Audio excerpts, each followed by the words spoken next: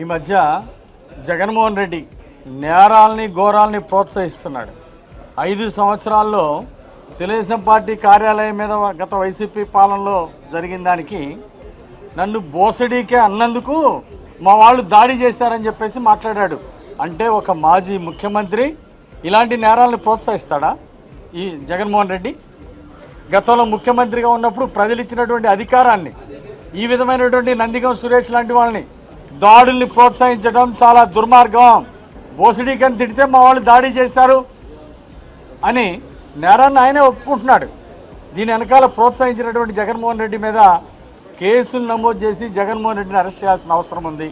అసలు జగన్మోహన్ రెడ్డి చేసినటువంటి అరాచకాలకి, ప్రజాస్వామ్యాన్ని కూలీ చేసినందుకు, రాజ్యాంగ విలువల్ని నట్టేట ముంచేసినందుకు జగన్మోహన్ రెడ్డిని సంఘ విద్రోహ శక్తిగా, ఈ రాష్ట్రాన్ని లక్షల కోట్లు అవినీతితో దోచుకున్నందుకు సంఘ విద్రోహ శక్తిగా సంఘ బహిష్కరణ చేయాల్సిన అవసరం ఉంది. చేసినటువంటి దోపిడీ లిక్కర్లో కానీ, గనుల్లో కానీ, ఈ శాండ్లో కానీ అన్నిట్లో దోచుకున్నటువంటి లక్షల కోట్లు దోపిడీ మళ్ళీ ప్రజలకి చెందే విధంగా చేయాల్సినటువంటి అవసరం ఉంది.